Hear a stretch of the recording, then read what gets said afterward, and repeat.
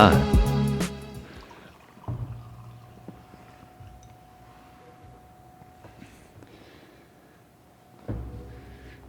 This is going to be RJ's first cup. Well, second cup of pour over coffee. The first cup doesn't count, though. It was still good. No, it wasn't. It was still good, yeah. Even though it was like powder. It's like espresso. It was like Turkish coffee. Yeah. Have you seen that Turkish coffee? I have seen it. I think, is that the one they make in the sand? Or one Yeah. way they make it is in the sand? The grind is like finer than espresso, and you put it in this cup, and it has a long stick on it, and you put it like in fire Yeah. or something. I've seen that, I guess that, or they build a fire and put a big thing of sand on top of it, so the fire heats the sand, and then they stick the cup in the sand, and so the heat gets transferred from the sand into the coffee. Mm-hmm. And I guess is another way they make it. I saw one video, some guys were trying it, and they're like, man, this is the worst coffee I've ever had. Literally, like, I've seen people make the Turkish coffee, and they'll pour it in the cup, and the ground's just... Well, yeah, and I think that was mentioned too. They said something... It's disgusting. Yeah, all the grounds are loose, and you have to pour it slow enough so that the grounds don't come in. Right. It sounds Disgusting. weird. Just do pour over, or just don't do that. Do anything but that. Right. It's disgusting. So that first pour over that we had that one Sunday morning, it was still good, but you said it was a lot different. But this I think is my first Ethiopian bean. Yeah. So, Truly a good see. pour over. Oh gosh. Yeah, pretty good. Pretty good. Yeah, it's got some different flavors in there. Just nice. Yeah. I love the light roasts. That gives you all that good flavor. Yeah. The problem, yes, I think light roast, you can just taste them. Like, it's just so, like, you can just pick out different things in the flavor. But once you get in the medium dark roast area, it's just like real caramel. Yeah. Yeah. Would you say caramel? Caramel, yeah. Yes. That real caramel. Just super strong, and you don't know what's going on. Literally. But yeah, that first cup was no bueno. We had an espresso grind on accident. Yeah, that was a grinder that I had, and it was still new, and I hadn't figured out that the setting that they recommend for filter or pour over was way too fine. What brand? Or like, is it the little bullet one? It's little hand crank, yeah. I can't remember the brand name of it. Mm-hmm. They were like, put it on a 7 for filter or pour over. I mean, and it goes from 0 to 25 or something like that. Mm-hmm. So it was still really on the fine end. Yeah. Oh, it was super fine. And, get it out, and it's like powder. Yeah. The bloom was awesome whenever I did it. Like, bubbles were everywhere. It was super cool to watch. But after that, the drawdown took forever. Literally, we had Sunday. We're both on the worship team at New Covenant in Tyler. And we were practicing Sunday before morning, the service. service. Yeah. And I started the coffee like at 9 a.m. when we start practice, and we were done at 10:15, and it like just finished or something. It took forever just because like there's no pressure for that water. Yeah. So I don't use 7 anymore for filter / pour over stuff. After doing do you still some grind works, your beans? When we get some whole beans, we'll do a grind.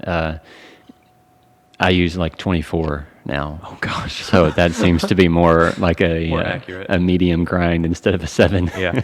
Nice. So whenever I get an espresso machine, maybe I'll go back to the 7. When did you start getting into coffee? Like, because when I first met you, you were like, no, dude. I know. No coffee. Yes, that is very true. It really has it's been this year, I think maybe A couple months ago. Well, maybe April or so this year. Yeah. So it was right before you went to Bethel.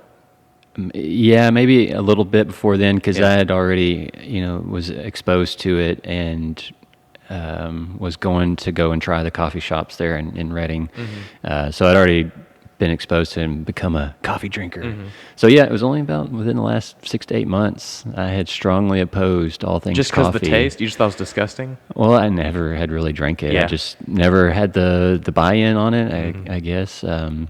In school, everybody was talking about, I drink coffee just so that I can stay up all night long and study. And maybe I wasn't studying enough anyway to have to get coffee. Yeah. So it just, I never got on it.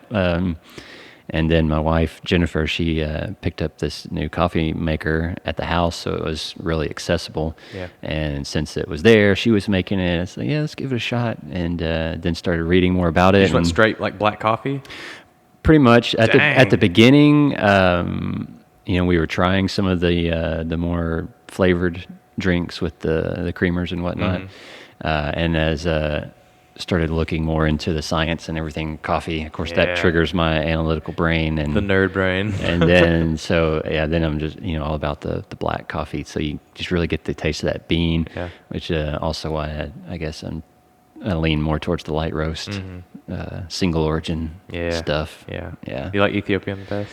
Well, this is the first time I've had the Ethiopian. Oh my gosh, I love Ethiopian. I think the other beans that I've had that have been light roast single origins have been South American. I think I had a Costa Rica and a Honduras, and those are both really good. So this Ethiopian is the first time that I've had the Ethiopian, and there's definitely some good taste, some other notes in there. This is pretty good. It's not the best I've ever had, but it's pretty dang good. You know what I wonder? What the fruit of the coffee, like, you know what I'm saying? To eat the cherry? What does it taste like? Or is it literally called a coffee? Like, what's the fruit called? Cherry. It's a cherry? Yeah, a coffee cherry. Dude, what does it taste like? Yeah, I don't know. I want to know. I think I've probably heard that it's sweet, got a more sweeter taste to it because it's a fruit. But yeah, that'd be interesting. Just get on a plane and head to South America or Africa and let's. I guess we can't grow test it here. out. Elevation's too low. Yeah, I don't know if it would even grow or not, but it definitely probably would taste bad. No bueno. There's no Texas coffee. Actually, that's a lie. Porch culture. But I don't know. Well, I think they're probably just roasting it here. Yeah. Bringing it in from South America. You've been buying porch culture? I haven't bought it yet. Or have you had any? Yes. Yeah. From the foundry. It's really good. That. Or do you get it on drip or pour over? Drip. Yeah. The Dominican honey has gotten that a couple times. They had that on drip? Yeah. What? Oh my gosh. I saw that on the shelf and I was like, I need this. But they never have it. And I never bought it because I'm scared. I have wanted to, I'm out of beans right now. So when time to get new beans, I was either wanting to try to get one from Porch Culture because they look like they have some really good offerings. Yeah. Oh, yeah. We have been buying just ordering in whole beans from the Theory Collaborative coffee shop in Reading that I tasted when I was there. Do those take forever to come in? Well, they don't ship it until they roast it, and so which is good. when it depends on their roasting schedule. I think the last time we did it, we ordered it, and it may have been within a week that they roasted it and shipped it out. So a week and a half or so. Pretty good. But it's free shipping, so it's just like going to the grocery store. Right, man. I had that Theory at your house. I don't remember which one though. If you said some names, I might could tell you. Well, I remember. We had the Honduras. It was probably the Honduras bean. I don't remember. It was so good. Yeah. It was so good. I liked it. It meant the light roast stuff. That's where it's at. I heard someone. Oh, do you know who Chris Baca is? The name sounds really familiar. He's like the CEO or maker of Cat and Cloud Coffee. Okay. Yeah. He's won like a bunch of whatever coffee championships. I don't know what it is. Right. But he's like super like knowledgeable in coffee. Yeah.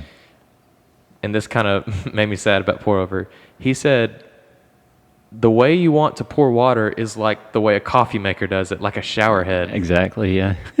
But he's an advocate for pour over coffee, so I don't understand like what the thought process is. Yeah. Maybe it's like you can control the water heat better or something. But he's like, you want to pour in a way that a coffee maker would pour. And I'm like, then why do pour over? Right.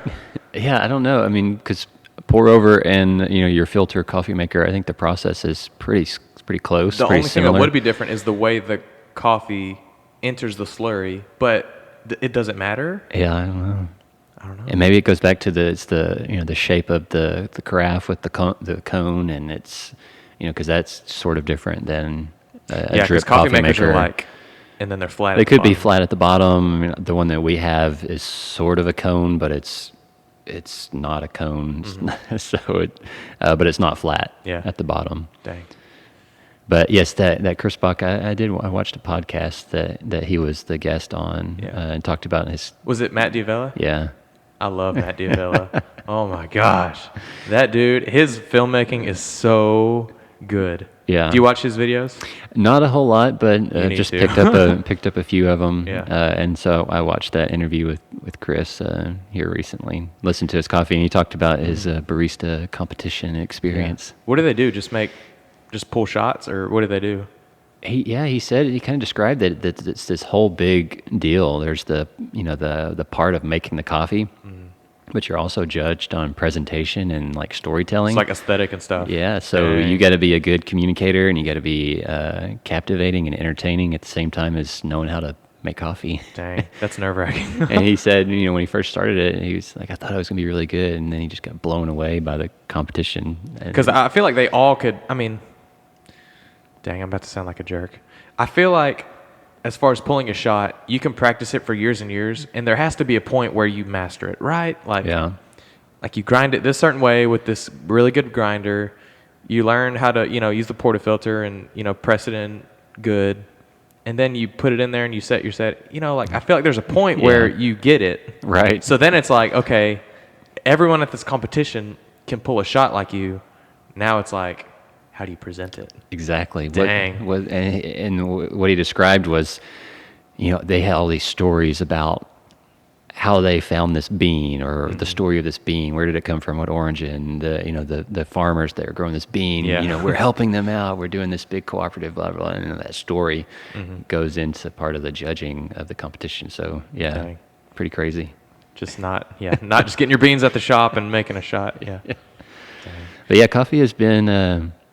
It's fun. It's been interesting, and there's so much science behind it, and of course, I really like the science, the numbers and being able to nerd out like on ratios it. and stuff. The brew ratios, or the extraction theory and kind of all that stuff, or how the different origins of the bean affects the flavor and the altitude and all that good stuff. Yeah. So is that what I've heard? I don't know really the science behind it, but from what I've heard from tutorial videos, right? They've said that the higher the elevation, the more acidic the coffee is, which gives it a brighter tone or whatever. Is that right? Or ballpark? I definitely think ballpark. Now I haven't researched much on the acidity yet, but what I have heard, the altitude, the higher the altitude, you get in the more of the other flavors that aren't necessarily coffee.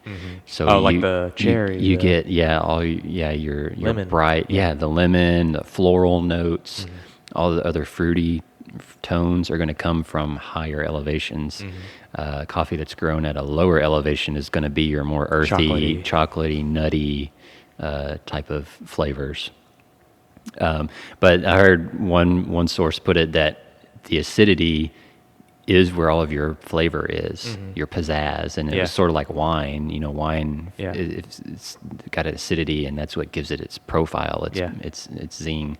So if you have a coffee that has no acidity, it may be a pretty, bland. Yeah. Because it's not going to, get you right there. And so the lighter roasts have that stuff. Yeah, I think wine tasting would be cool. Like, I'm super into this, and I feel like wine tasting is kind of the same. Now, obviously, there's alcohol in it, so you got to be careful about how much you're drinking, but I don't know, just like trying drinks and altering it a certain way and, noticing the different tastes. That's super fun. Like, I don't know, I enjoy it. I didn't realize that coffee and wine are very similar in the fact that, all the names of wine, I've never been real big into wine, but, all the different names, like Bordeaux, I think is one. It's not really a type of wine, but it's the region of where the grape is grown. Oh, dang, I didn't know that. So it's just like in Ethiopia. Coffee. It's just the origin. Bordeaux is the origin, yeah. Whoa. And you could have single origin wines, just like you have single origin coffees, or it could be a blend of different grapes. Yeah. And then, everything about how they grow the grape or the coffee cherry, it just affects everything about the taste. Dang. My cousin, he already graduated from college. He's getting his master's right now, but he's a botany major, and he makes wine all the time. And we always make a joke, like, we're going to open a coffee shop and a coffee and wine shop. We're going to call it the Bean and Grape. Pretty good. And You better copyright that. Yeah. don't steal that. Now they do grow wine in Texas. I know Yes. that. Oh yeah. He has. Yeah. He's worked at many wineries. I guess here in Tyler, that Keepersall is pretty close. Yeah. But then, down in central Texas, I think where a lot of the vineyards are, Texas vineyards. But yeah, it's cool. Matt D'Avella, though, man, his videos are. So you've only seen that podcast interview? I've seen bits and pieces of maybe a couple of others, but pretty much that's the only one that I've watched all the way through. Yeah, he has a video where he talks about the gear he uses, and he used to have a red. Now I don't know which one, but it was like the big one. The title of the video is "Why I Downsized My $38,000 Camera." Okay, right. Well, he is the minimalist guy, right? Right. Yeah. So it's fitting. Right. So he used to have a red, and now he has, from what I know, 3 Sony A7 IIIs. Yeah, I think that's about what I remember. Man, those are sweet. I mean, they're only what, $4,000 a piece. Yeah, man. Something like that. They're ridiculous. And I know a lot of people use the A6500s or whatever, like the step down. I don't really know the difference between that and Probably the sensor size, I'd imagine, but I'm not sure. I do know the A7 III is a full sensor. My camera is a micro 4/3. Now I know that means like literally you're shrinking, the aspect ratio, but like does that matter? Like what does it matter as far as like resolution or? So they because if you just blew it up the same size as a full sensor, like what's the difference? the sensor size, so the resolution will be the same. Like it can be the same. So the two cameras that I own, one's a full frame and one's a crop frame, but they're both the same resolution. So the output is the same number of pixels. Right. But the frame affects depth of field, and it affects like the noise you can capture more dynamic range with a bigger sensor than you can with a smaller sensor. You'll start to run into the image noise and grain and stuff a lot sooner with a smaller sensor. But the so depth full of sensor's field, preferred. It depends, and it really depends, really? especially like on the photography side, stills photography. It depends on what you're doing. One of the things that I've heard that's a big tipping point between a full frame and crop frame sensors, like if you're doing wildlife photography or bird photography especially, you're not going to get really close to the subject, so you've got to get a really big telephoto lens. Right. Well, if you have a crop frame sensor, the name crop frame comes because it zooms in the image versus... Because you're literally, like, instead of this, you're this. So it's gonna... The way the mechanics works, it makes the image seem like it's zoomed in a lot more. Right. And on the Nikons, it's usually 1.5 times. Yeah. So if you put a 35 millimeter lens on a crop frame, the image you get is the same as a 50 millimeter lens on a full frame. Yeah. So if you're trying to get zoomed in as much as you can, you don't want a full frame camera because it's going to knock you back and it's going to make it wider. It's almost like an additional zoom. It is an additional zoom, yeah. Dang, okay. And so like wildlife photographers, you would almost prefer a crop frame sensor because you can get longer with the same lens. And with crop frame sensors, there's micro 4/3, or is that just mirrorless? I think the crop frame kind of covers, that's an umbrella term for any of those. Do you know the different smaller, ratio, or the different sizes? Is there like 3:2? Or is that... Well, again, that's the aspect ratio will probably stay the same whether it's full frame or crop frame. Yeah. It's really just the size of that sensor. Because Canon's crop frame is a different size than Nikon's crop frame. And even the mirrorless, I think, is maybe where you see more of the micro 4/3 type of things. And like a set. I don't know what that actually means in millimeters for the actual size of the sensor. Right. And I found out recently, full frame sensor on a still camera is a different size than what's considered full frame on a video camera. Really? Yeah. So We're just throwing around terms that don't mean anything. I know, right? I was watching some video recently, and they were talking about sensor sizes in the cinema cameras, like even the big Arri Alexas and the big Reds. When they say full frame, it's not quite as big as a full frame on a still camera. Yeah. Which would be like the old 35 millimeter film. Oh yeah. My dad's got a Canon film camera. It's so weird, just all the different things. I mean, you really got to just go in. How does that even work? I literally don't even understand how film works. Do you understand the concept of it? A little bit, probably very rough Yeah. terms. You just have this material, which is the film, that is sensitive to light. So the photons of light, and it will react based on how much light comes into it. And so when you, in those old film cameras, you open the shutter, instead of there being a piece of silicone sensor there's a piece of film, and when the light comes in through the lens and it hits that piece of film, it imprints its image because that film is reacting to the light that comes in. It literally takes a snapshot of light. Exactly. Wow. Yeah. Which I guess is what's happening with all cameras. Yeah. But it's more direct. It's more physical with a film camera. It's literally placing that light on something. It is That's very so cool. mechanical, yes. Wow. And so, yes, it's hitting that piece of film and imprinting itself onto that film versus hitting a sensor, and that sensor is measuring the electrical current that's generated by the light. Right. And then it can calculate back how much red, green, and blue is in there, and then how much luminosity. And then the processor that's on the camera churns through all that data and gives you an image. But in DSLRs, you're literally bouncing off two mirrors to hit that sensor, right?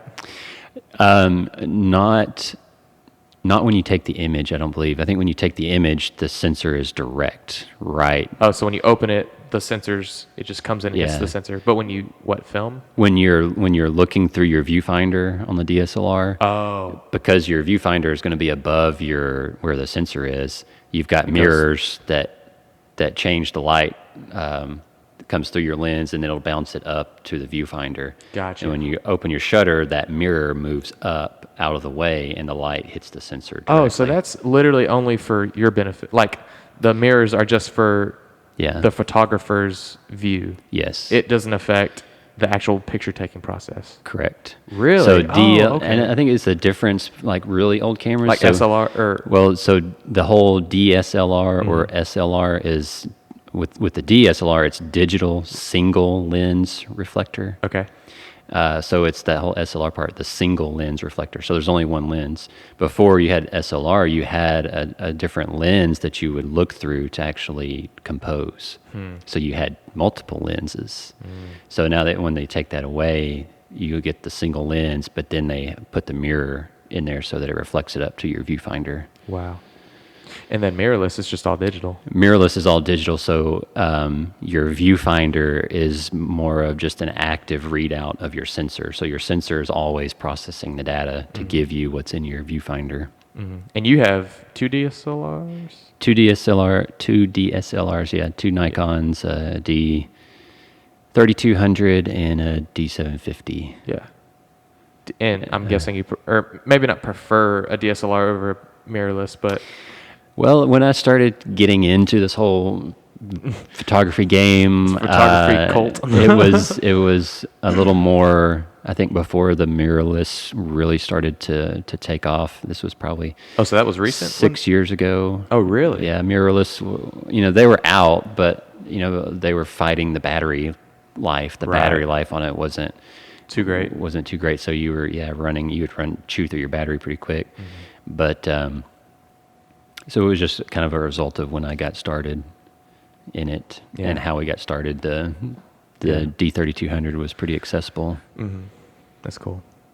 Yeah, I have a Panasonic. I just started stepping into the film photography game, and I just feel like I'm never going to learn it all. There's just so much. Yeah. Literally, there's so much to learn.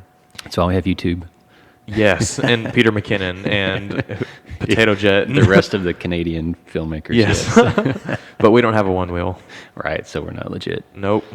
But yeah, there's just so many concepts to learn, and it's just like I think I'm pretty good at conceptualizing things. So like when they talk about it, I feel like I can absorb it to a point. But there's also a point where I have to get my camera and physically do it, right, and just mess up and be like, oh dang, I did this, so I need to do this instead. That's right. And it's just failing like over and over and over again. Yeah, I mean, that's what the good thing about YouTube is. You can go and you can gather all this information. And like you said, either that's enough in itself to give you the tools you need on how to do it. But there's nothing better than getting out and actually trying it and doing it, see what works well, what doesn't work well, and adjusting and having fun with it. Yeah. Speaking of failing, I'm going camping with my brother on Monday, Tuesday. Oh, nice. And I grabbed my backpack, and I was like, okay, I don't know what to put in here. Oh, really? So literally, I'm sleeping in a hammock because I don't have a tent. Right. So I got a hammock, a sleeping bag for the hammock, because it's going to be cold. Okay. I have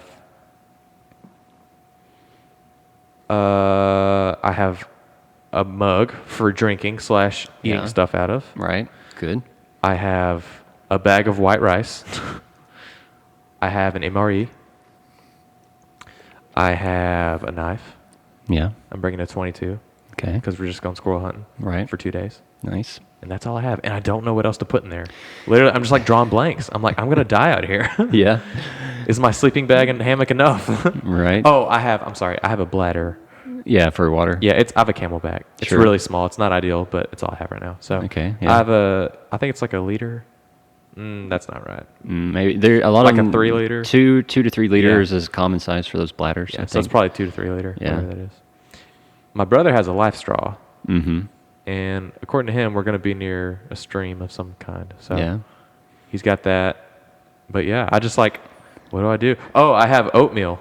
I have the really cheap oatmeal. Oatmeal is the camping breakfast of choice, I think. Or lunch or dinner. And lunch and dinner and snack, yes. And I asked my brother, I said, what are we going to eat? And he said, you got oatmeal? I said, yeah, but what are we going to eat for like protein? He said, oh, we're going to like kill the squirrels and eat them. And I said, what if we don't? And he's like, well, we have oatmeal. And I'm like, Right. okay. Yeah, so What's your rundown when you pack a bag for camping? Because I know you're super into, not camping necessarily, but going out. I love camping, the whole outdoor adventure stuff. Yeah. So, like being self-sufficient.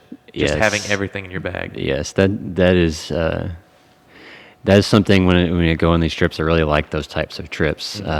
That's a little more remote, maybe, and a little more extended. Yeah. Been lucky enough to take a couple trips to Colorado that are a little more extended, and there's just that feeling you get that everything that you are going to take with you, everything that you have that is going to sustain you, support you, protect you, get you what you need, is all right there in your backpack, and that's it. And you got to be prepared. That's intense.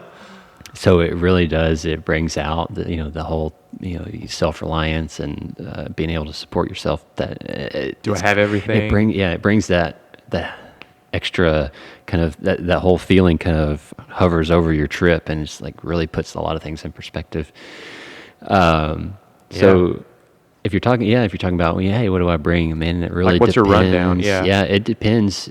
It's very I would say location specific. Yeah. If you're doing and maybe time specific too, or duration. We're literally going it's me. The people who are going are me, my brother, and my brother's friend, and we're all going to his place, but like way back there. Yeah. Like it would take a couple hours to walk back, apparently. Right. So they're like, well, they're prepping to go. They're doing this to prepare for when they go hunting in Colorado. Yeah. They want to just sleep out there, Right. So this is basically like a practice run, and I was like, I want to go. Yeah. So I invited myself, and now I'm going. Nice. It depends because a trip in East Texas has different requirements than a trip Colorado. in the high altitude Colorado, let's say, and duration, because that's just going to dictate how much food you have to pack, Right. And how much water. The big things is water, and how are you going to make water? Right. You either have to pack all the water that you're going to need, Which is kind of it's not ideal, right? It's not ideal. You can do it. I don't like that approach. I like the approach of being able to make water. And when we say make water, like the water that's out in the field, from the stream that you mentioned. It looks clean. It can be clear. It can be running, but you still never know what bacteria is in there. The Giardia stuff is bad.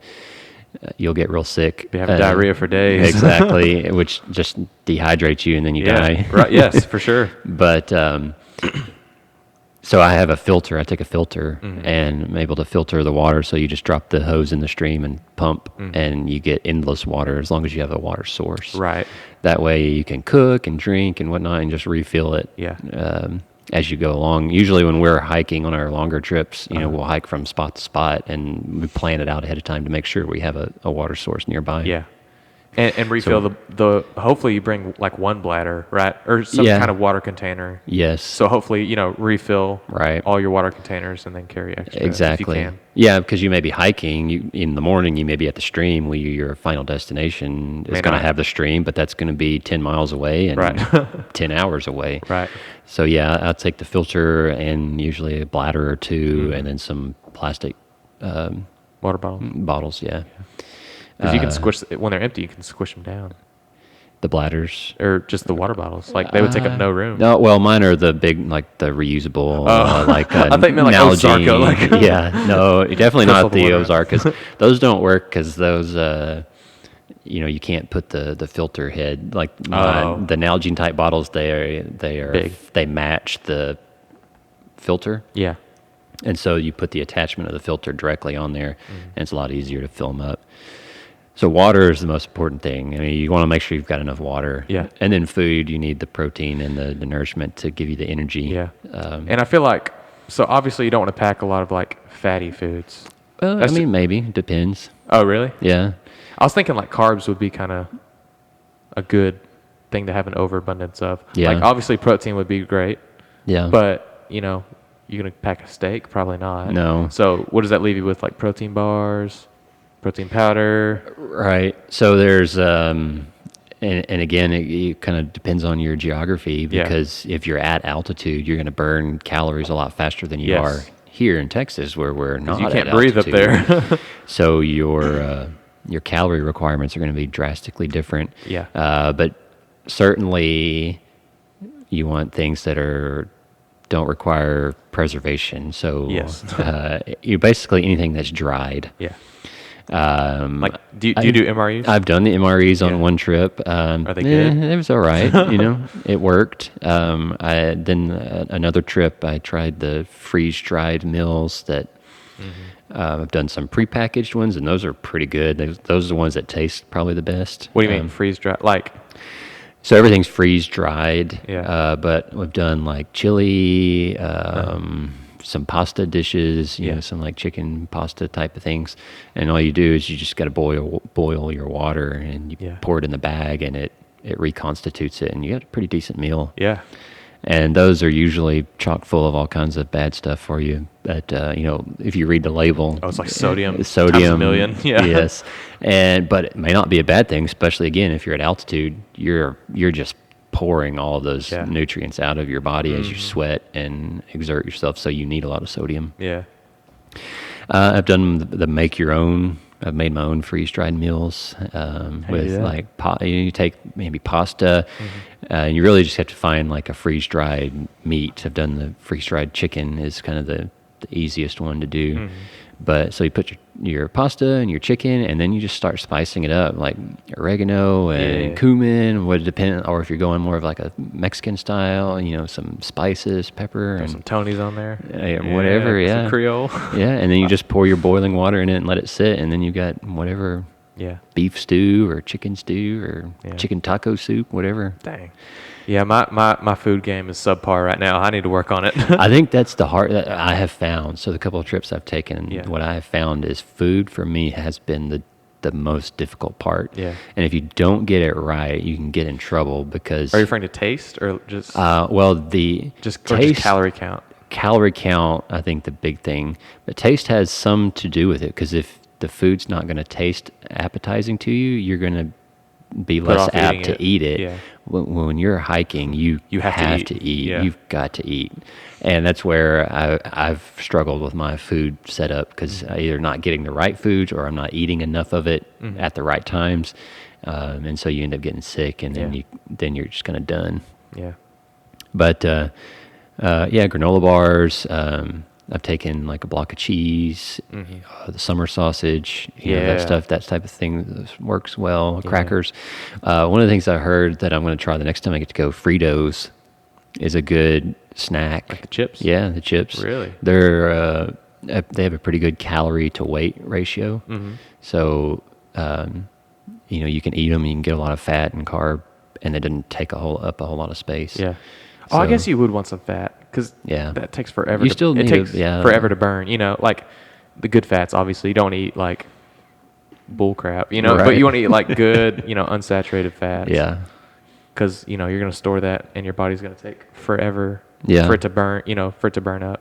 Right. Carbs are just kind of quick. Yeah. You take them in, quick energy. Yeah, well, which is good to an extent. Yeah, you can get the simple carbs Or complex. or again, like I do bagels. Take Wheat bread, the whole wheat bagels, wheat tortillas. Yeah.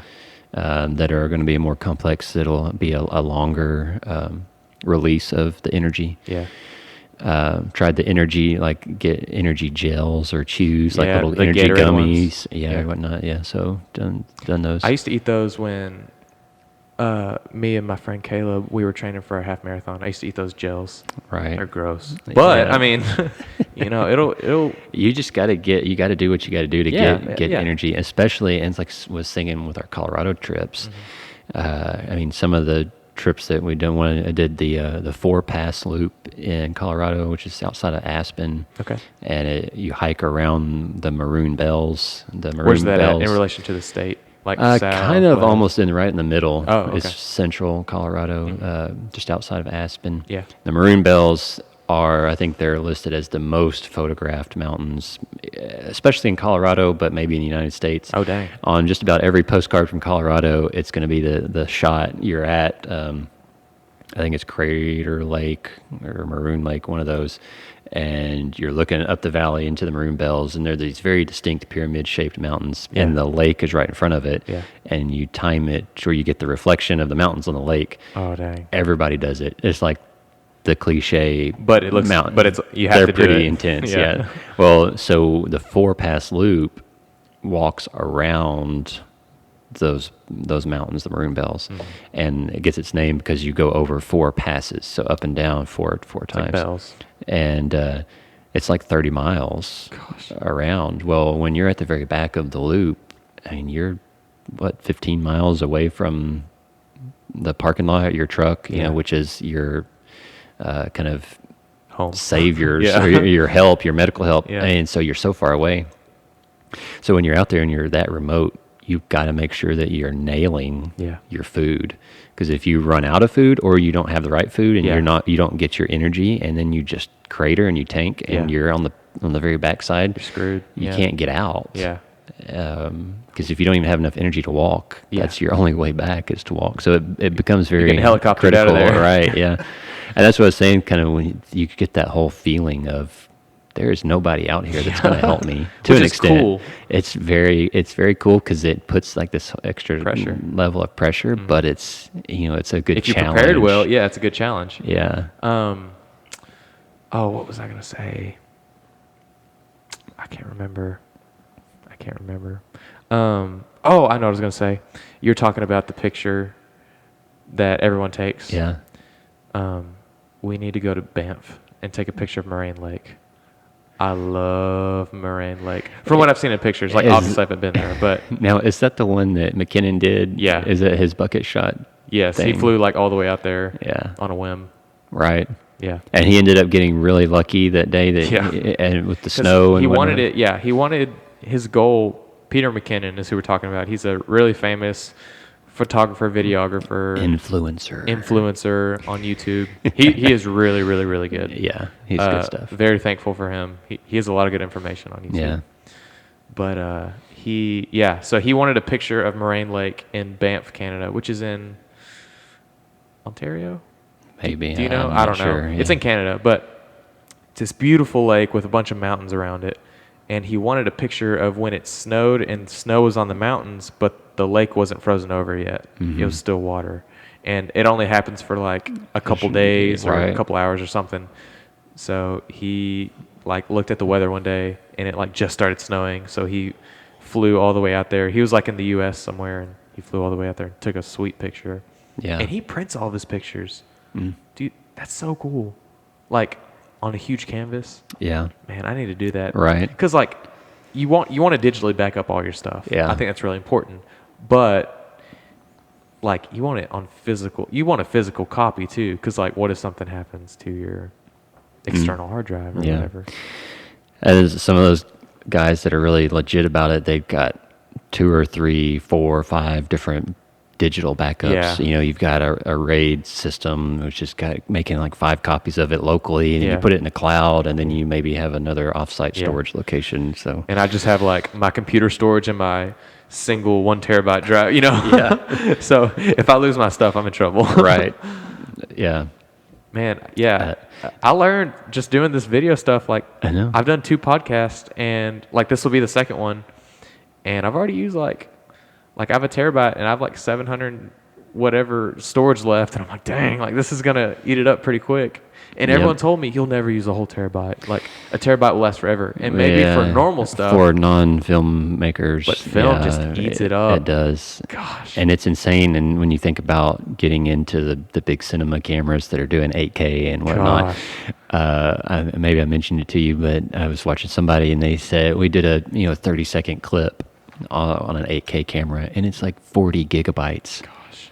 So can you imagine doing a 2-hour feature in 8K? And what if you how shot much- raw? You know. Yeah, and how do you store all of that stuff, and how do you edit the files? It's just massive. And just think about the cloud storage you'd have to purchase. Right. Because most people, you said, throw it in the cloud, throw it on a couple hard drives or whatever. Mm-hmm. That's expensive. Just Yeah. to store files. How ridiculous is that? That's so crazy.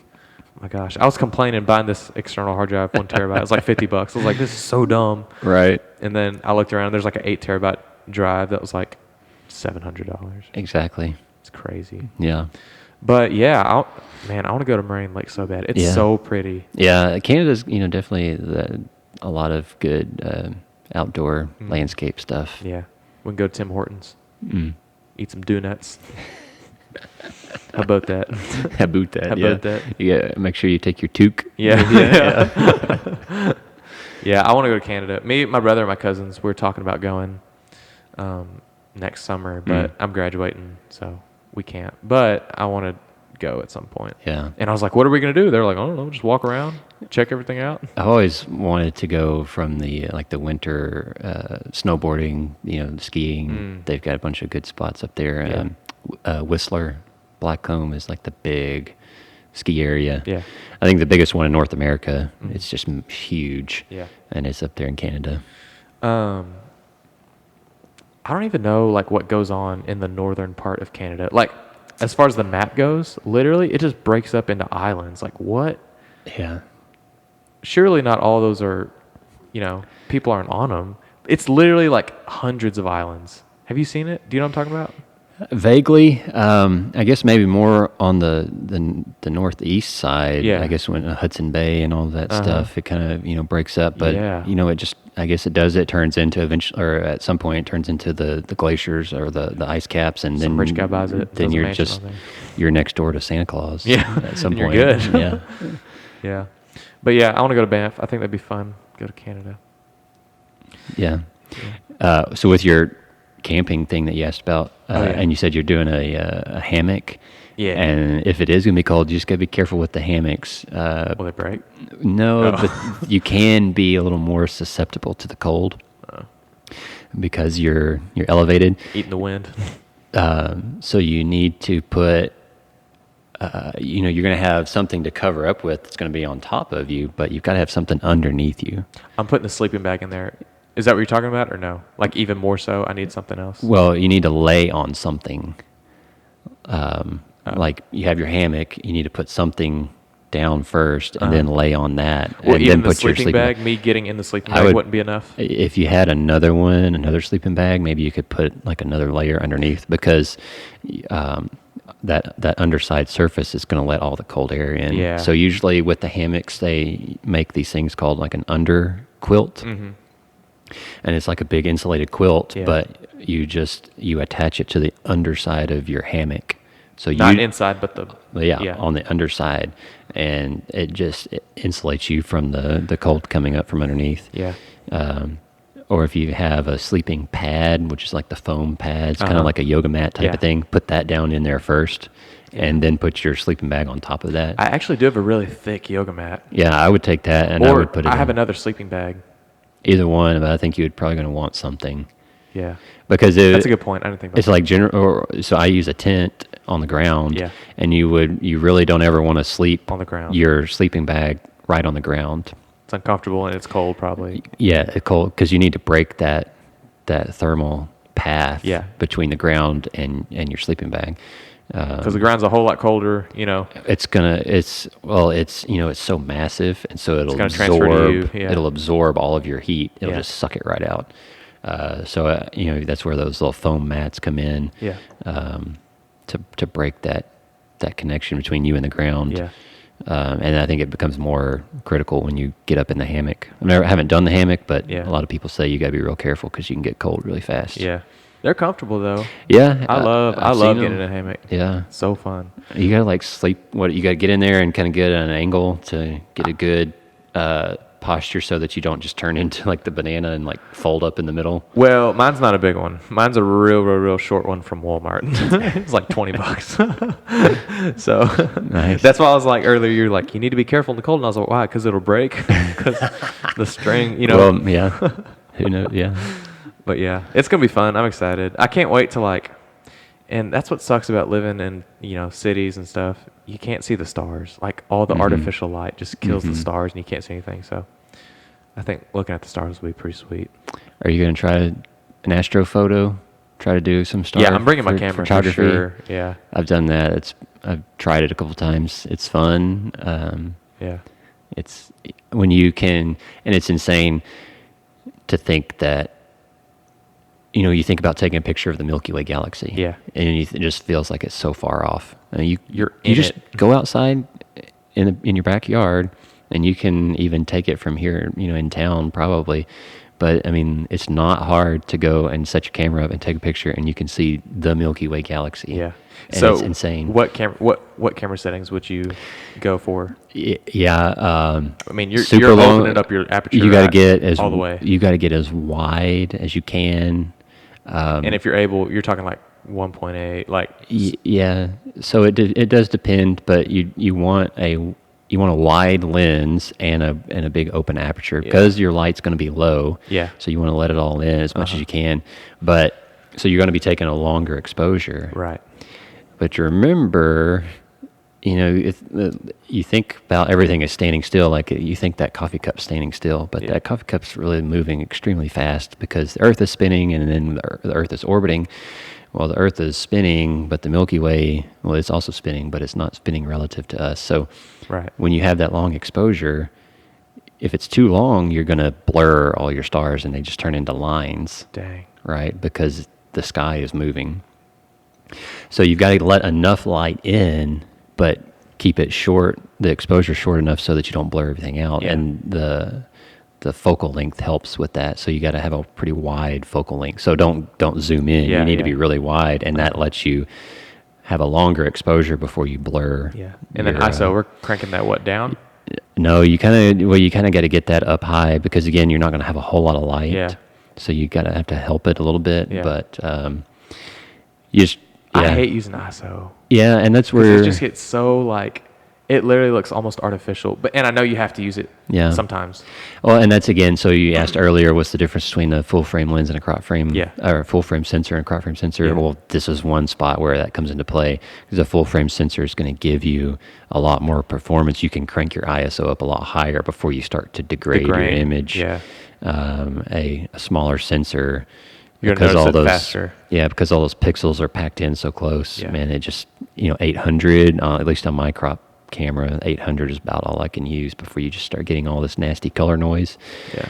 And grain in there.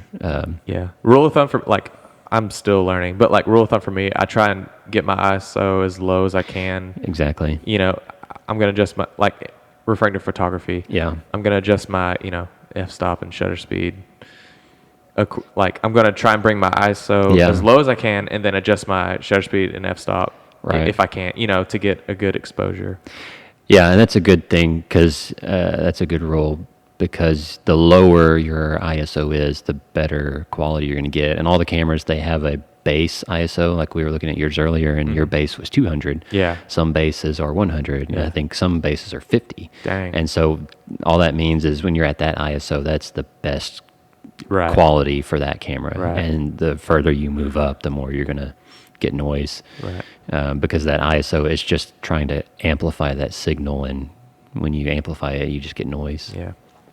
That'd be cool to get an astrophoto though. Yeah, do it, man. Try it. Give it a shot. I mean, like I said, it can show up pretty easily. So you're saying my shutter speed needs to be fast, or not fast, but not slow?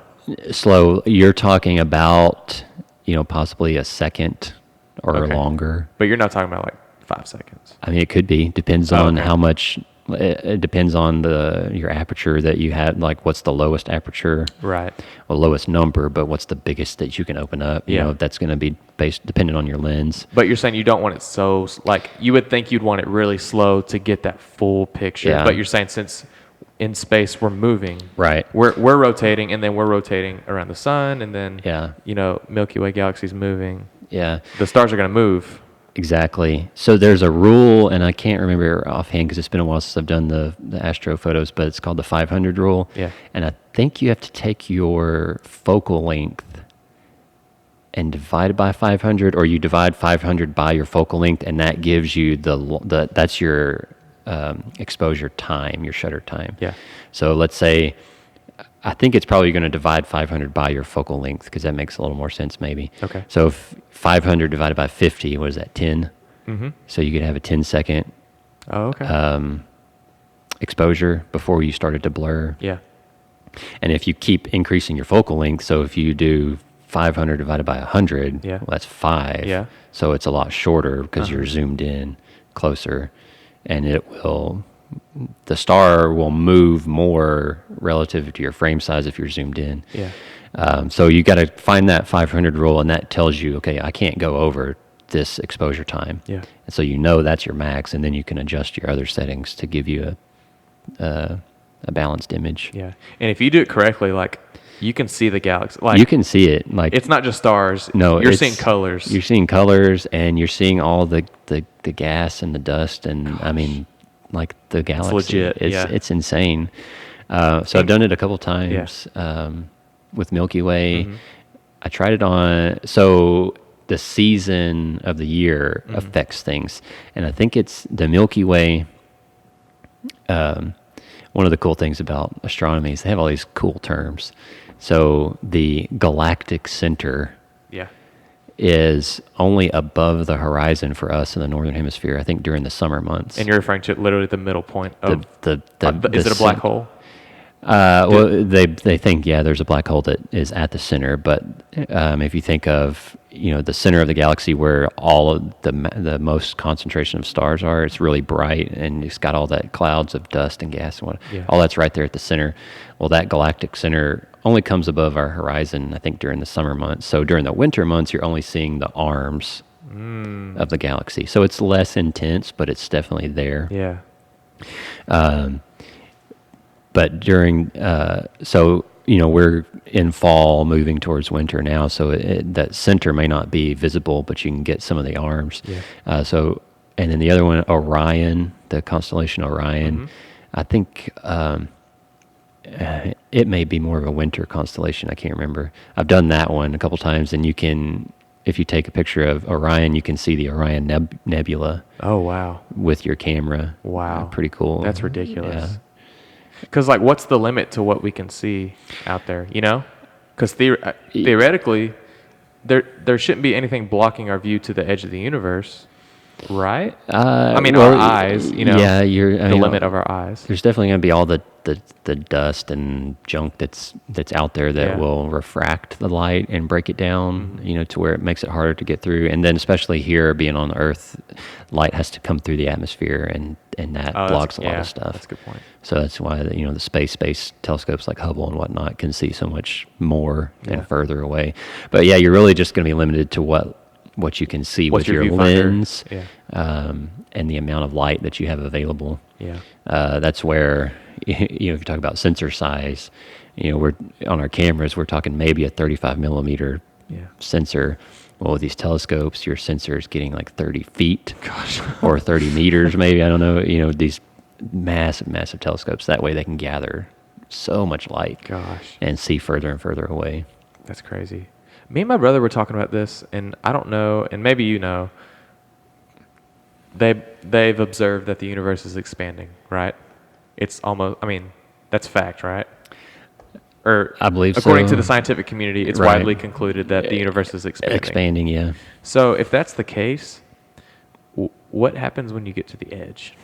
Because we know that we don't know what's beyond the universe, right? Right. So what happens when you go to the edge? Is there a theory of what they think happens? I'm not so sure. I guess because you can't step off, Yeah, or do you go back here? Well, I don't know.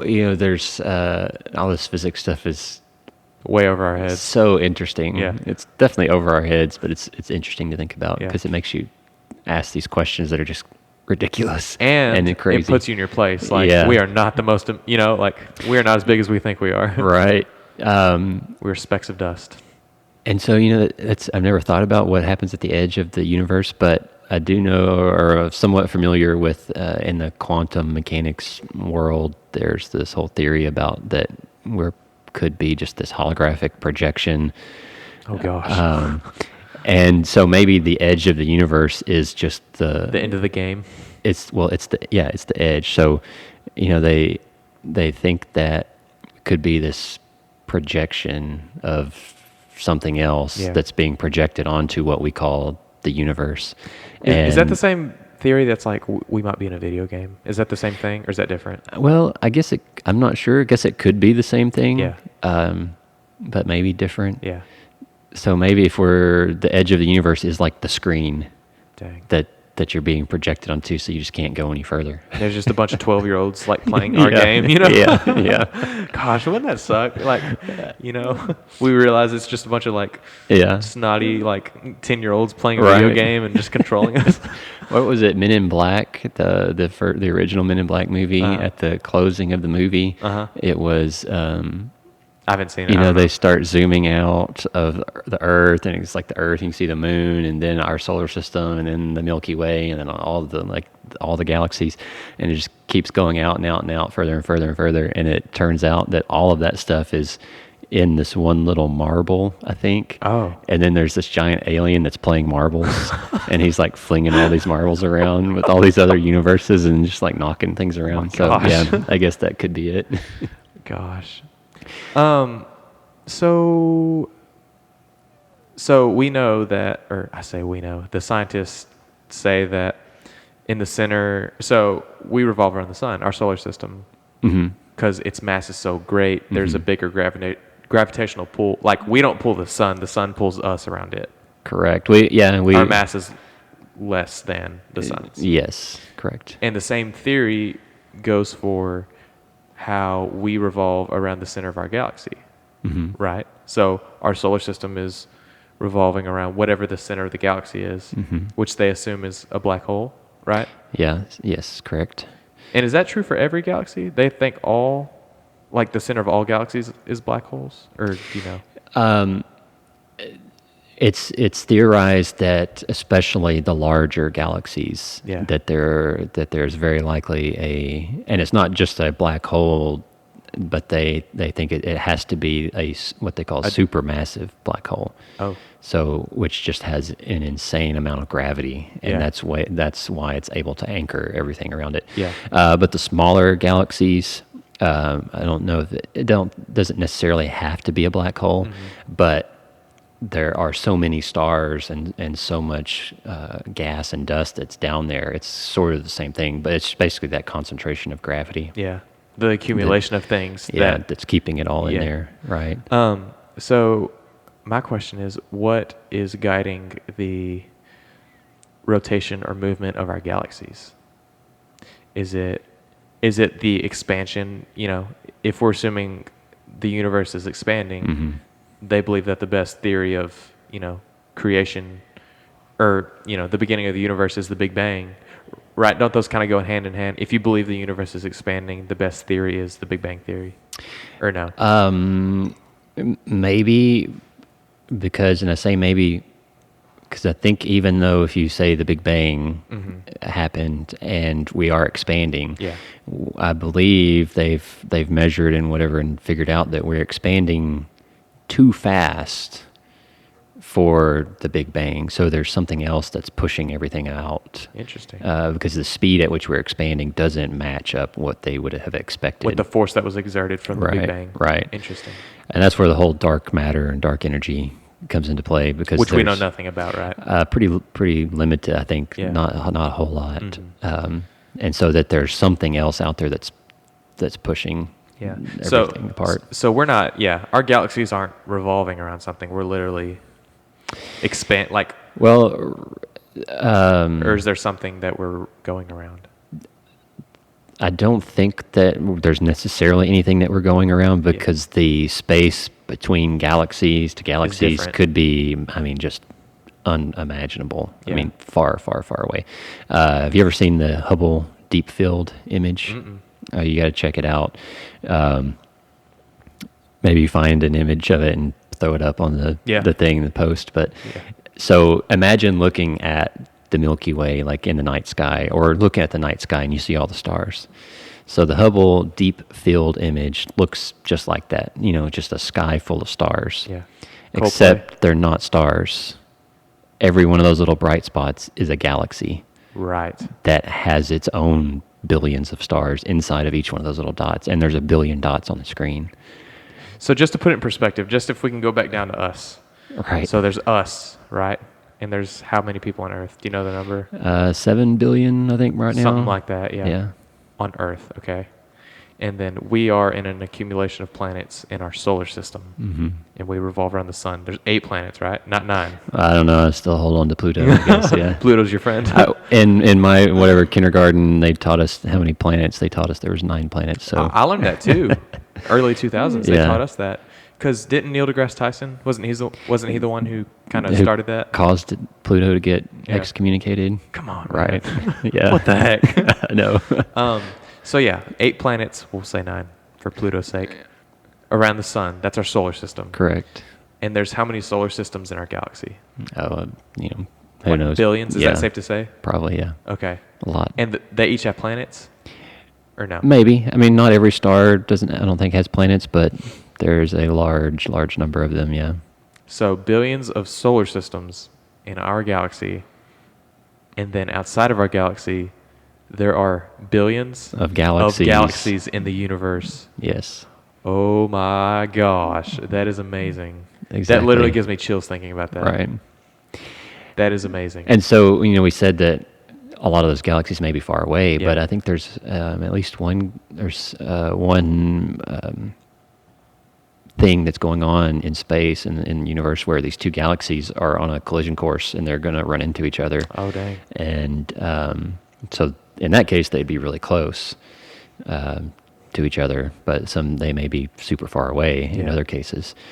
So I guess the only force that may be controlling the path of the galaxies would be whatever results from the Big Bang or this whole dark matter stuff. If there's something else controlling it now. The dark matter, dark energy, that could be pushing it apart. But of course, as soon as something comes close, like 2 galaxies come close to each other, then they will start affecting each other's paths. Yeah.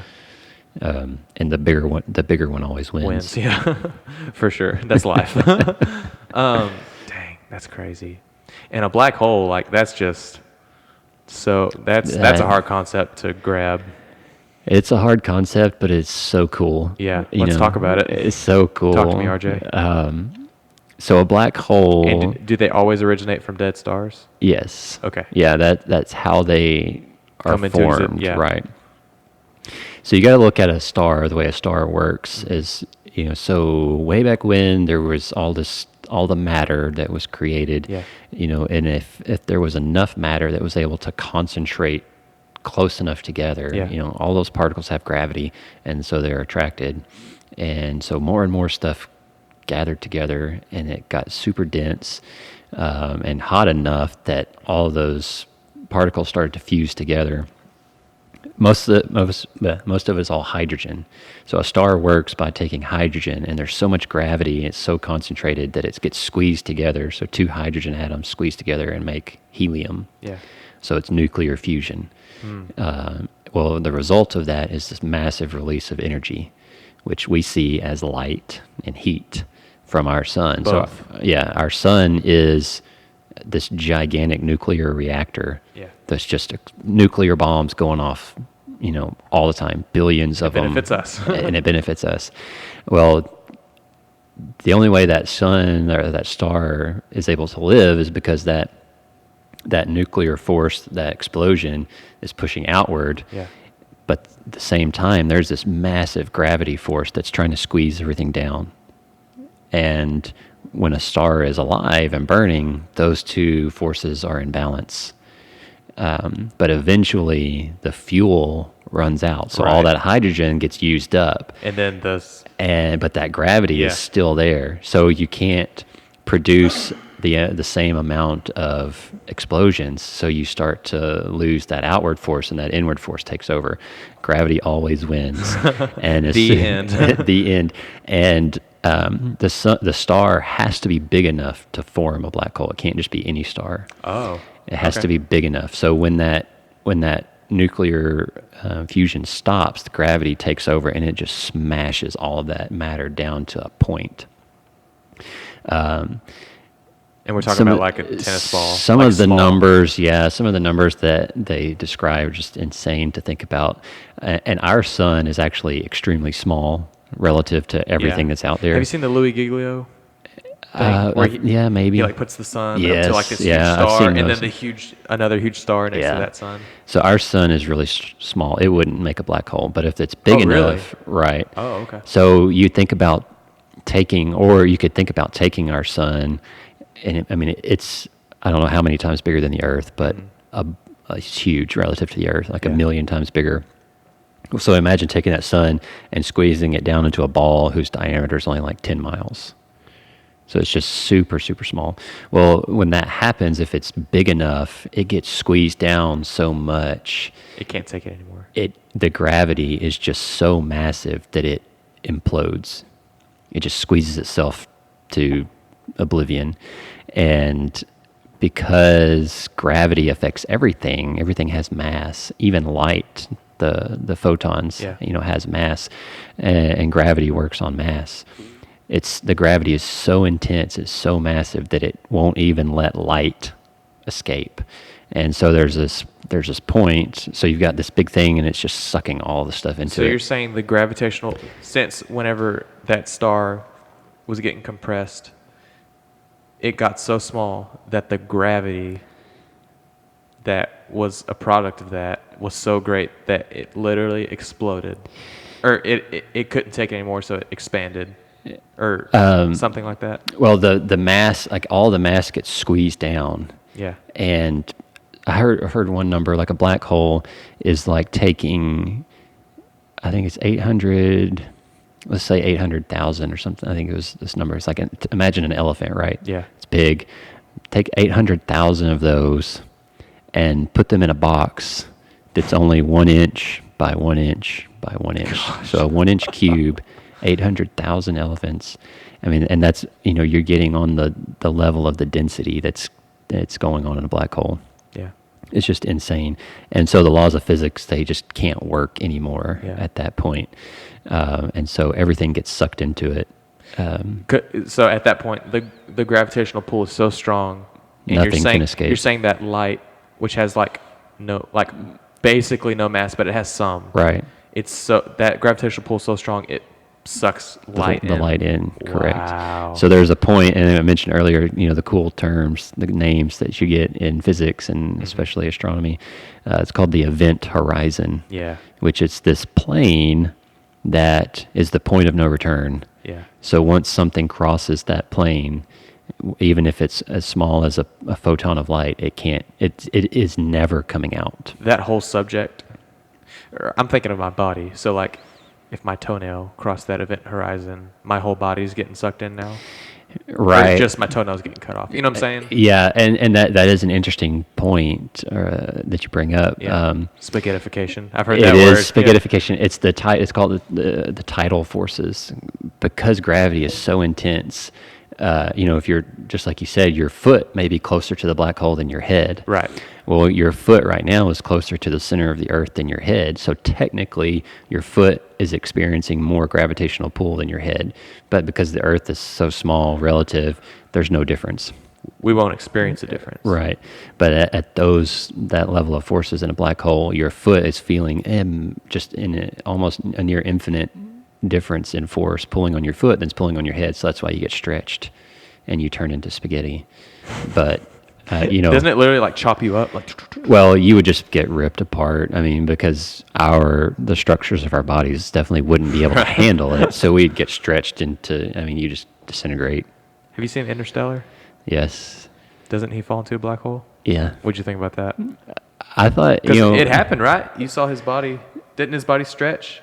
It's been a while since I've seen it. Yeah. Don't remember the details exactly, but I just remember towards the end, he and spoilers if you haven't seen it, it's a great movie. But towards the end, he jumps in a black hole, or he's in a ship, and he allows his ship to go in. Yeah, he gets so close it sucks him in. Yeah. So there's some theories that say that black holes are if you go in a black hole, you're gonna get shot out on the other side, and that's multiverse. Or the wormholes, where you could travel in time. Well, that's different. Isn't a wormhole different than a black hole, or no?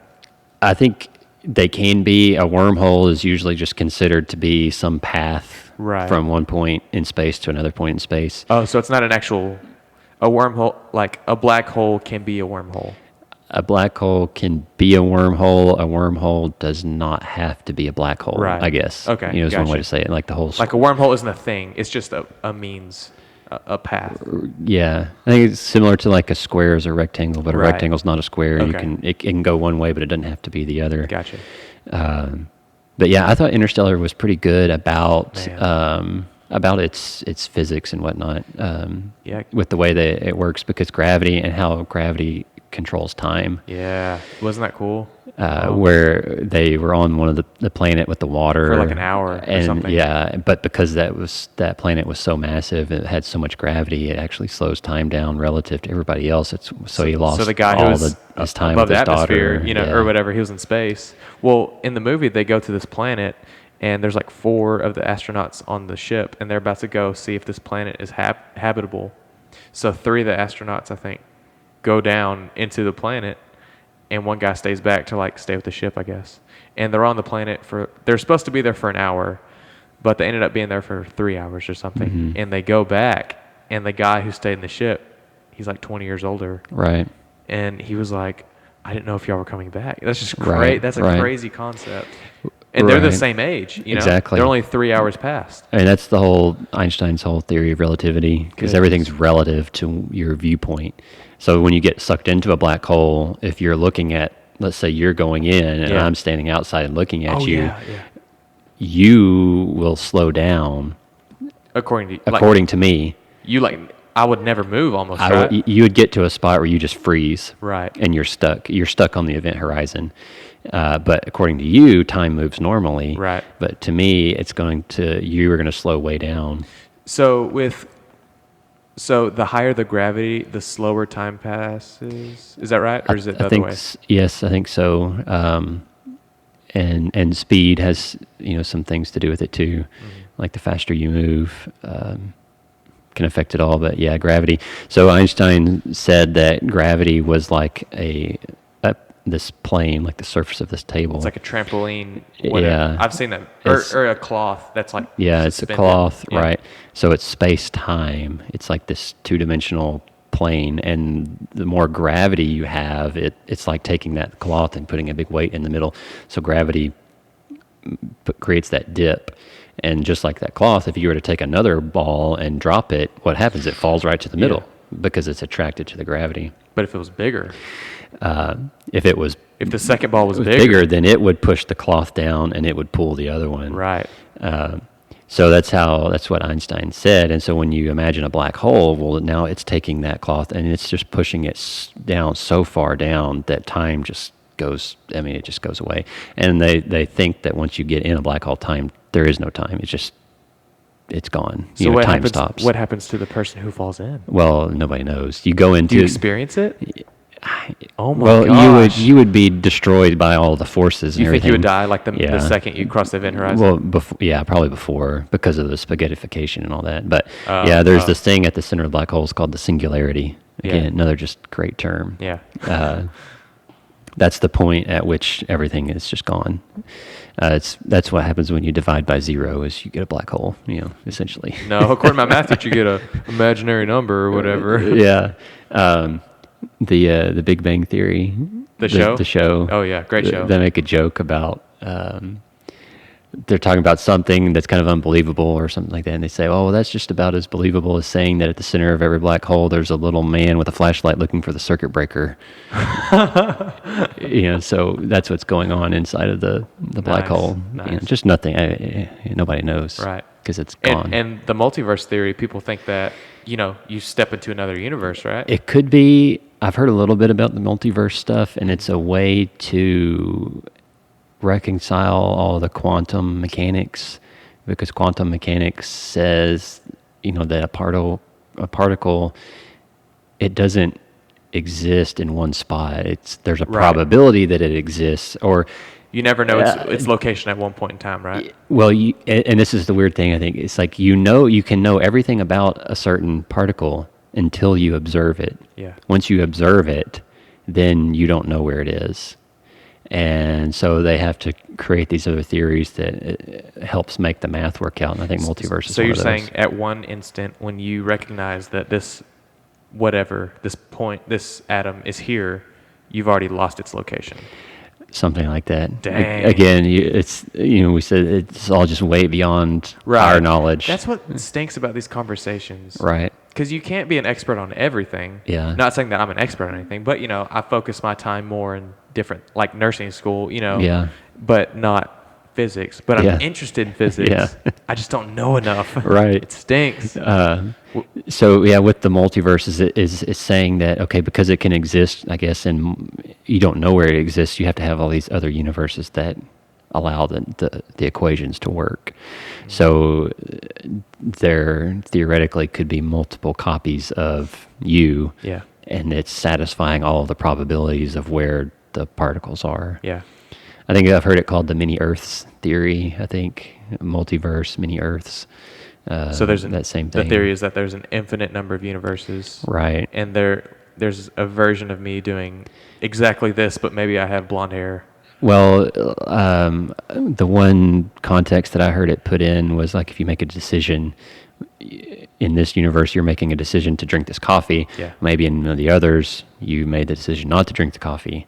And so because that's a probability of all the things, possible outcomes, it's got to resolve all the equations. But there's an infinite number of possibility for anything. Like I could drink spaghetti out of this, right? Yeah, and that's where, again, all the fine details on how it works just goes crazy. Yeah. And you have to be one of the certified crazy people. Yeah. The degree that says I'm crazy enough to make up all these things. But brilliant people. It's kind of similar too. Well, that's, I think, as a result of quantum mechanics. Trying to reconcile quantum mechanics, because before quantum mechanics we had what they call classical mechanics, which was Newton's laws, which were good, but classical mechanics works really good on large scale things. Yeah. But it does not work well on small scale things. So like when you get down to the particle level, the atoms and even the subatomic, it doesn't work very well. So that's where quantum mechanics come up, and a quanta is just something super small. Yeah. And that works really well on the small scale, but doesn't work well on the large scale. So they're trying to, make the two work together. Did you take classical for your major? Yeah, And your major was civil engineering, right? Or no, it was... Yeah, I'm a civil engineer, and so we had a physics class, and it was classical. Yeah. I mean, just your How was that? mechanics. It was fun. Yeah. We had to have a regular mechanics class, and we had electricity and magnetism. Definitely did not like No? electricity and magnetism. Why not? Well, It was very intense. oh, yeah. Just hard stuff. We were studying in a study room at UT Tyler, and these engineering majors came in, and they were taking like thermodynamics or something, and they're just writing stuff on the board, and I was like, what? Like, I don't even know what this is. Yeah. I have no idea. Right. Did you take that, thermodynamics? We had to have a thermo class. Ooh. Yeah. Again, it was kind of, all right. But it's funny to think, because thermodynamics, I guess you think, physics kind of controls everything, and I guess it does to a point, but thermodynamics really controls everything. It even controls all the physics. So even all the star stuff, you think that's just mechanics, like bodies in motion, but it's all thermodynamics. It really controls a lot of stuff.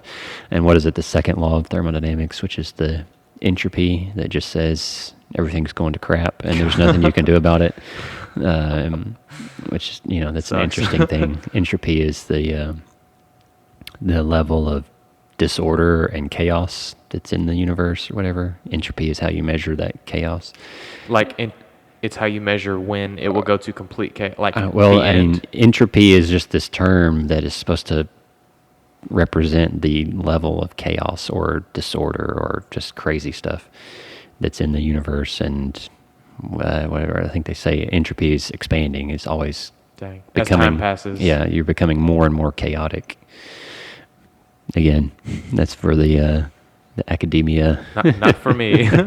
Stuff. I think that was also another joke on Big Bang Theory, something about entropy. Gosh, that show is so funny. That show's so funny. And I don't even get half the jokes, but it's okay. Right, yeah. They do a good job at, making the jokes, smart enough for the people who are, physicists, but, dumb enough for me to know what they mean.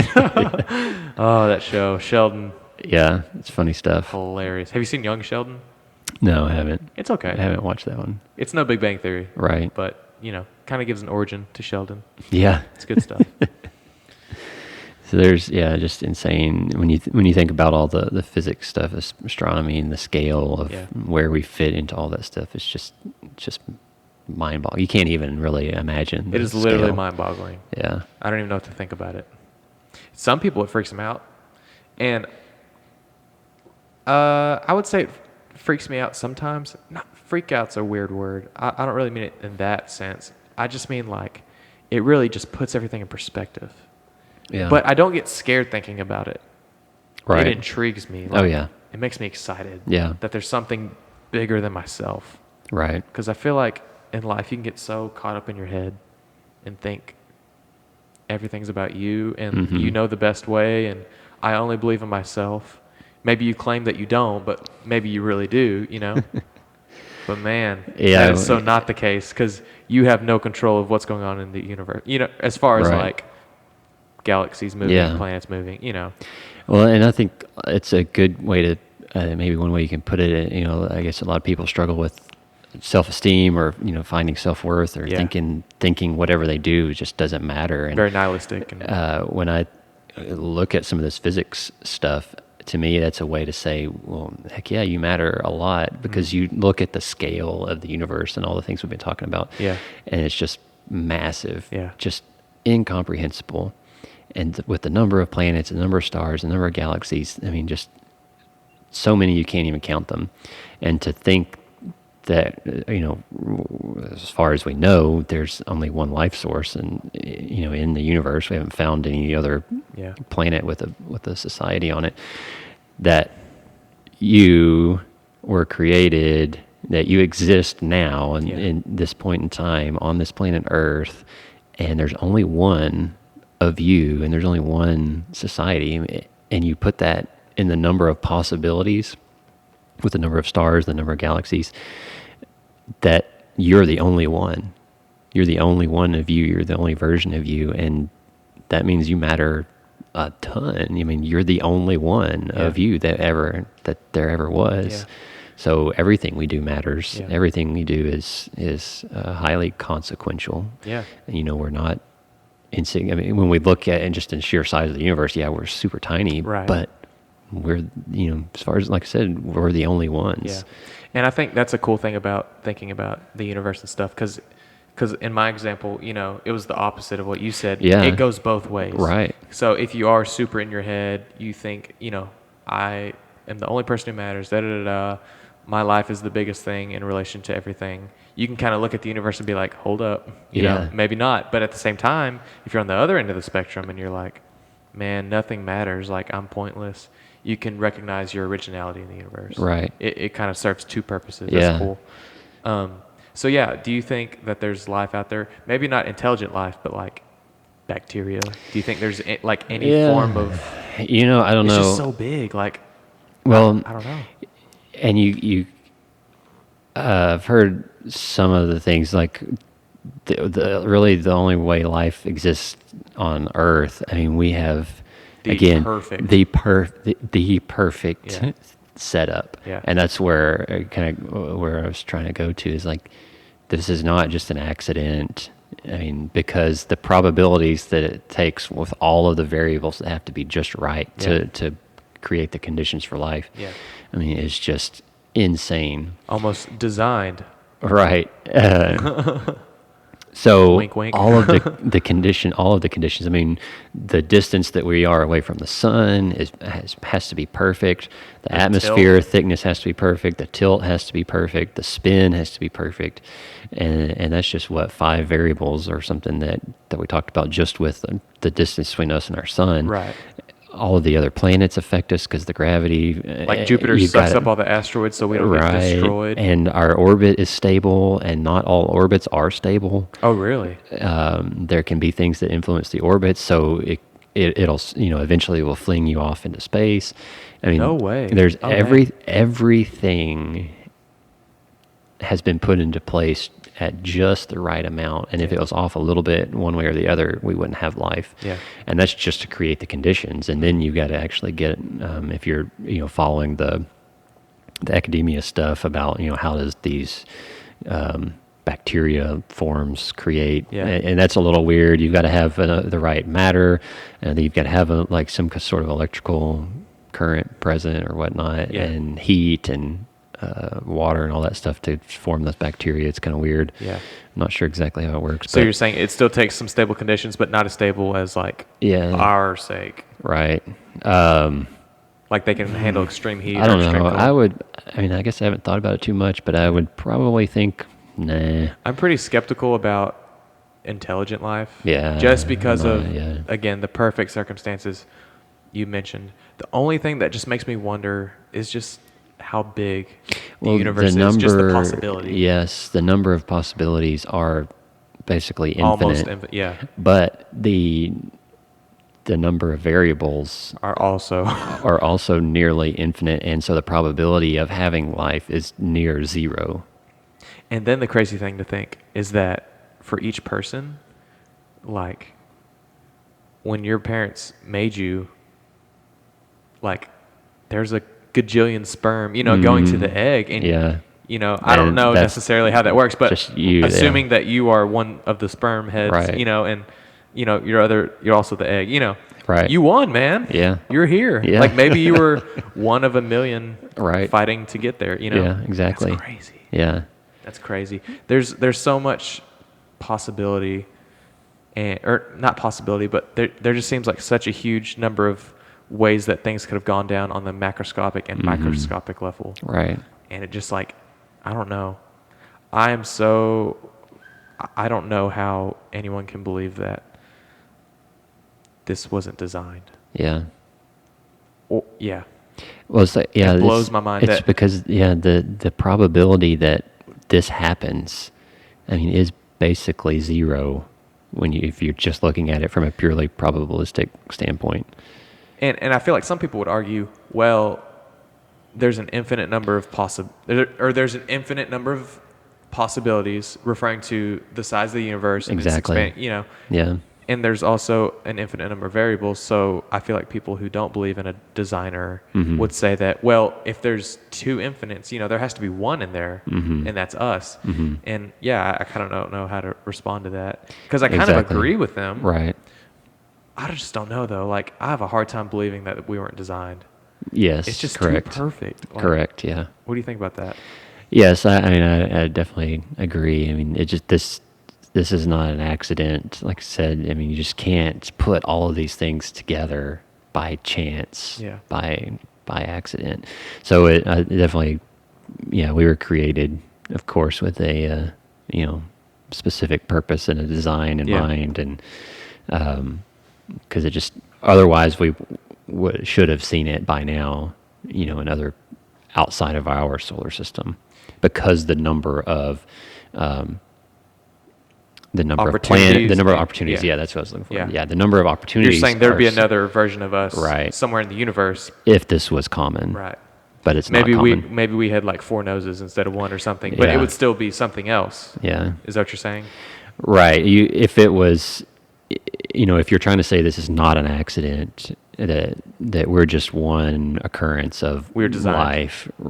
Well, not design. Like if you're trying to say the other way. Oh, so like it was problematic. It was by chance, or not? It was by opportunity. Right. There had to be one opportunity. Right. In this infinite number of opportunities and variables. Yeah, that we were just 2 random bacteria things that met together in a mud flat. At the early Earth. But there was no intention behind it. Correct. It was just chance. Right. It was pure chance that because the number of opportunities are essentially infinite, that we should have observed other societies like us by now, because there's an infinite number of possibilities out there, and we haven't. Yeah. So it kind of means that we weren't just an accident. That it was intentional. Yeah. Yeah, I think that's a good argument for sure. For sure. And if that was the case, maybe if it was by chance, and you're saying we would have observed these other creatures, is there a chance that they could be like us? Exactly like us? I'm sure there is a chance, yeah. But we haven't seen it. We haven't seen it. So it's and I think there's so much that I guess that points back to, I mean, we were very intentional and created specifically, not just because probability said so. Yeah, and it's crazy because the physiology of our body is just mind blowing. When I took anatomy and physiology, I literally stepped in closer to my walk with the Lord from a dumb class, but really, it was insane. Right. So there's that aspect of us, and then there's the aspect of our thought patterns and our mind, our heart, our soul, that aspect that science can't explain. They haven't even scratched the surface of consciousness. Yeah. So what is that? Oh my gosh. Yeah, I don't know. Because that seems more real than this. Right. There was something I saw on YouTube, another physicist who, I guess his claim was he wrote an equation for consciousness or something like that, but I don't know. Interesting. Yeah, I don't know how you can write an equation for thought. Yeah. It's just crazy. I don't know. Maybe if we just reacted to everything and we didn't have our own desires and our own thought patterns, maybe I could see the by chance. If we were just reacting to chemicals and we had no originality, no personal original thought, I could see more of the chance argument. But we're just so original. We think on our own. We make our own choices. Right. How can that be just, I don't know. It's crazy. Yeah, it is crazy. Cool, man. It's insane. Good stuff, though. Good stuff. Yeah, fun to... I don't get to geek out about space and all that stuff with really anyone, so it's good to talk about it. Yeah. Someone who actually knows, because I'm I don't know. Well, it's cool to talk about. Even from younger kid, I've always kind of been interested in space. Physics, I thought even before when I was thinking ahead to school, hey, maybe I'll do physics and want to be an astronomer or whatnot. Yeah. And that changed, but that interest has always been there. So I've always had a very low level kind of layman's knowledge of things the way they work. It's good enough to talk about. You can start a convo on, but and I don't even know if I want to talk to a physicist. Right. If I did, I would just want to listen. Exactly. And then not understand anything they said. Yeah. It's crazy. Well, cool, man. I guess we can wrap up. Yeah. Appreciate you. It was fun. Yeah. Getting on here. Had a great time. Yeah. Yeah. Definitely honored to be a part, man, of this thing you're doing. Yeah. I'm excited to see where all it goes. Yeah, I'm excited too. All right, man. Appreciate it. Yeah. Thanks.